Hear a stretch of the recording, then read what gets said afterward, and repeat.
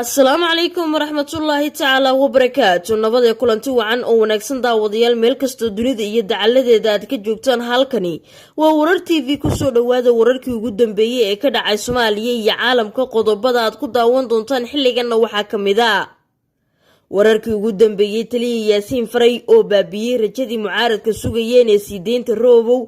waa imise lacagta bil kasta uu ku dhex isticmaala xabsiga, muxuuse yahay dembiga ugu weyn ee xilligan ay ku haysato dowladda soomaaliya. waxaad ku daawan doontaan wararkii ugu dambeeyey ee la xidhiidha warkeena. ra-iisul wasaare rooble oo durbo ku guuldaraystay qarinta khaladaadkiisa siyaasadeed. mahdi guuleed oo si weyn uga xanaaqay iyo wasiiro ka tirsan xukuumadda oo joojiyey wadahadal ay ka dhex wadeen labada mas-uul ee ugu sarreeya dalka. sheekh shariif sheekh axmed oo ceebtii ugu weyneed dhex istaajiyey mucaaradka kadib markii uu bedelay xeelada dagaalkiisa siyaasadeed. digniin adagna u diray ciidanka loo adeegsanaya habka qabiil. sidoo kale inta warkeena aan ku guda jirno waxaad ku daawan doontaan xaaladii ugu dambeeyey ee magaalada muqdisho. shacabka muqdisho oo markaan dareemaya amni iyo xasilooni. wararka ka baxsan soomaalida ee xilligan aan idiin haynana waxaa ka mid a dowladda suuriya oo mar kale sheegtay inay kasoo horjeedo tallaabada ay qaadaysa israa'el ee la xidhiidha buuraha golan hayd. intaasi daawadayaal waa qaar ka mid a qodobada ugu waaweyn warkeena. haatanna isu diyaariya daawashada kuwaas iyo kuwo kale oo ka xiiso badan. aan ku bilaabay sidii hordhaca warkeena aad ku daawanayseen. taliyaha ku-meel gaadhka ah hay-adda nabad sugidda yaasiin faray ayaa waxa uu ka warbixiyey xaaladda mukhtaar roobow, waxaana durbo uu soo saaray warbixin ka xanaajisay xubno ka tirsan mucaaradka oo si weyn u sugayey mid ka bedelan midda uu isagu sheegay. waxa uu si degdega uga jawaabay dalabkii ka yimid wasiirka amniga xukuumadda soomaaliya cabdulaahi maxamed nuur ee ku saabsaneed ka waranka xaaladda mukhtaar roobow cali abumansuur, kaas oo tan iyo 2019 ku xidhan magaalada muqdisho. kusimaha taliyaha hay-adda nisa wuxuu sheegay in xaaladda caafimaad ee mukhtaar roobow ay tahay mid fiican, islamarkaana wuxuu caddeeyey inuu degan yahay guri si weyn ay u ilaaliyaan ciidanka dowladda. tani waxa ay meesha ka saartay hadalhaynta muddooyinkii ugu dambeeyey soo ifbaxaysay ee la xidhiidhay in ay daran tahay xaaladda caafimaad ee sheekh mukhtaar roobow, islamarkaana ay jirto daryeel la-aan haysataa. waxa uu sidoo kale sheegay in hay-adda nisa bil kasta ay uga baxdo nolosha sheekh mukhtaar roobow lacag gaadhaysa ilaa $7,000. lacagtani oo ah mid aad u fara badan ayay dadku durbo su-aalo ka keeneen, waxaana si weyn laisu weydiiyey sida ay suuragal ku noqon karto muddo 3 sano ah in lacagta intaas leeg la bixiyo. sanad kasta lacagta ku baxda sida la sheegay sheekh mukhtaar roobow cali abumansuur ayaa waxa ay gaadhaysaa mid aad u fara badan, waana lacag gaadhaysa $84,000 Mareykanka. 3 sano lacagtan haddii la isku daro waa mid ku dhow $1 milyan. waxayna dadku badi isweydiiyeen sababta lacagta inta leeg loo qarash gareynayo. sheekh mukhtaar roobow cali abumansuur noloshiisa wax waliba waa ay uga baxdaan nisa si loo maareeyo. midda qoyskiisa waa ay wanaagsan tahay, waxaana aanu weli buuxin shuruudaha soo dhiibaha laga dejiyey iyo waajibka saaran amnigiisa ayaa lagu yidhi qoraalka. waxaa kale oo intani ku diray in qoyskiisu si joogto ah usoo booqdaan, islamarkaana uu leeyahay dhakhtar si joogto ah ula socda xaaladiisa caafimaad. taliyaha ku-meel gaadhka ah hay-adda nisa waxa uu tilmaamay in ilaa hadda sababta roobow uu xidhan yahay tahay in uusan weli buuxin mid ka mida shuruudihii looga baahnaa shakhsiyaadka dib uga soo noqday kooxaha kasoo horjeeda dowladda, islamarkaana laga doonayo marka ay dowladda isku soo dhiibaan inay sameeyaan. tani waxa ay u quusgoysay hadalhayntii la xidhiidhay dhanka mucaaradkana ka imaanaysay ee ahayd in ujeedada ugu weyn ee xilligan loo raadinayay sii deynta roobow ay tahay in lagu lafajabiyo hogaamiyaha maamulka koonfur galbeed soomaaliya oo lagu dhaliilsan yahay taageeradii dhowaan uu u muujiyey madaxweynaha jamhuuriyadda federaalk soomaaliya maxamed cabdulaahi maxamed farmaajo. agaga saaxiibayaal weli qaybaha hore ee wararkeena ayaa daawanaysaan. markaana ra-iisul wasaaraha xukuumadda soomaaliya ayaa ku guuldaraystay qarsashada qaladaadkiisa siyaasadeed, waxaana markaan meesha ka baxday waan la waday. sida qaar ka mid a warbaahinta ay u sheegeen ilo xogogaala oo ka tirsan xafiiska ra-iisul wasaare ku-xigeenka xukuumadda soomaaliya. ra-iisul wasaaraha xukuumadda soomaaliya ee dhowaan shaqada laga joojiya ayaa ku guuldaraystay qarinta qaladaadkiisa siyaasadda kadib markii uu ku gacan seedhay qaar ka mid a xubnaha golaha wasiirada oo doonayay in waanwaan adag ay ka dhex bilaabaan isaga iyo madaxweyne maxamed cabdulaahi farmaajo. xubnaha waanwaanta ugu tegay ra-iisul wasaaraha shaqada laga joojiyay ayaa ugu horreyntii lasoo kulmay sida wararku ay tilmaamayaan madaxweynaha, waxaana la tilmaamay in markii hore madaxweynuhu uu soo dhaweeyey islamarkaana uu dhageystay aragtidooda ku aadan sidii xal loogu heli lahaa khilaafka, isagoo intaas kadib ku amray in shaqooyinkooda ay qabsadaan. ra-iisul wasaaraha xukuumadda Soomaaliya ayaa xubnahan sida weyn uga xanaajiyay waxaa ku jira ku-xigeenkiisa oo maalmihii ugu dambeeyay si weyn u garab istaagay islamarkaana ka badbaadiyay xaalad adag oo uu dhowaan galay.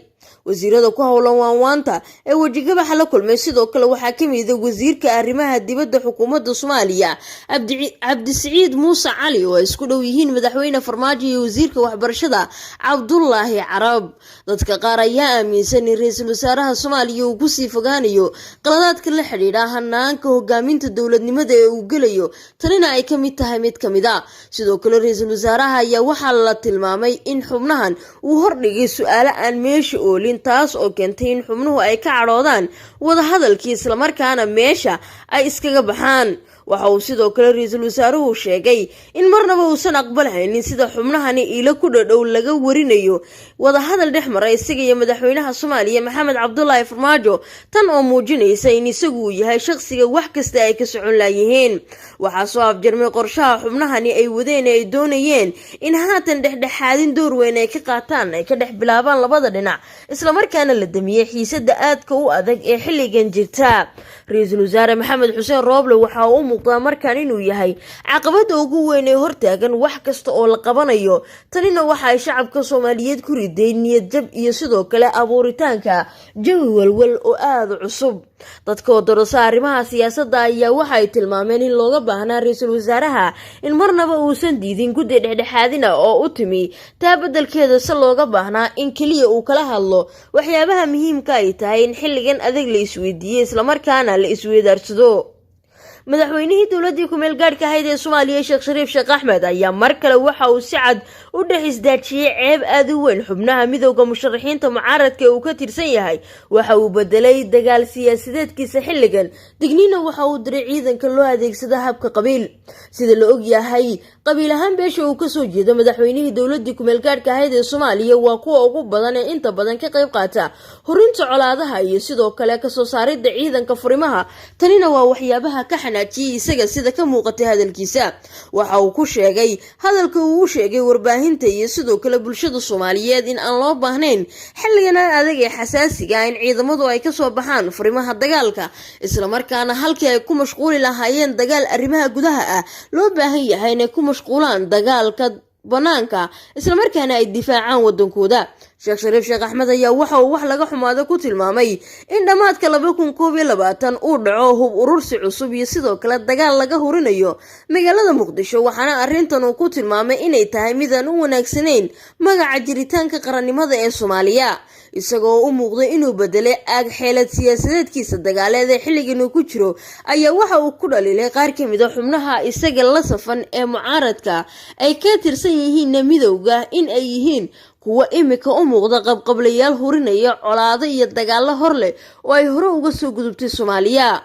Sheekh Shariif ayaa waxa uu tilmaamay in wax kasta oo jira xilligan adag looga baahan yahay in laga samato bixiyo wada hadal, wada shaqayn iyo sidoo kale wada sheekaysi, balse aan loo baahnayn in qori caaradiisa wax la isku weydiiyo.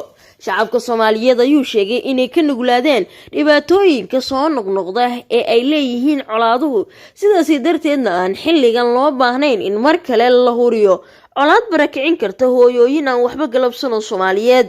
ugu dambeyntii Sheekh Shariif Sheekh Axmed ayaa ugu baaqay labada mas'uul ee ugu sareeya wadanku inay yihiin madaxdii dalka, loogana baahan yahay ka shaqaynta doorasho hufan, hagaagsan dalkana u horseeda hanaan wanaagsan. waxaana uu sidoo kale cadeeyay in mucaaradka laf ahaan looga baahan yahay in ay kala shaqeeyaan. hadalka ka soo yeedhay Sheekh Shariif ayaa waxa dhibsaday qaar ka mid ah xubnaha mucaaradka, waxaana durtaba soo ifbaxaya in uu jiro khilaaf cusub oo ka dhex abuurmay isaga iyo xubnaha kale, kuwaas oo u xagliyay in uu la jirsaday dhanka madaxweyne Farmaajo. ugu dambeyntii dowladda Israa'iil ayaa mar kale ka hadashay arrimaha la xiriira buuraha Golan Heights, kuwaas oo Israa'iil ay ku bilowday deegaameyn aad u xooggan. 7,468 qoys oo cusub ayay sheegtay xukuumadda Suuriya inay soo degeen buuraleyda shakiga uu ku jiro walow sanadkii 2019 uu dalka Mareykanku u aqoonsaday Golan Heights in ay tahay qayb ay maamusho Yuhuuddu. sidoo kalena xubnaha beesha caalamka ayaa ilaa hadda waxa ay ku muransan yihiin cidda sida dhabta ah oo maamulaysa buuraleyda Golan Heights ayay xukuumadda Suuriya tilmaamtay in hadda deegaaminta lagu wada ay tahay mid xadhkaha goosatay. guud ahaan saaxiibayaal warka waa naga intaa.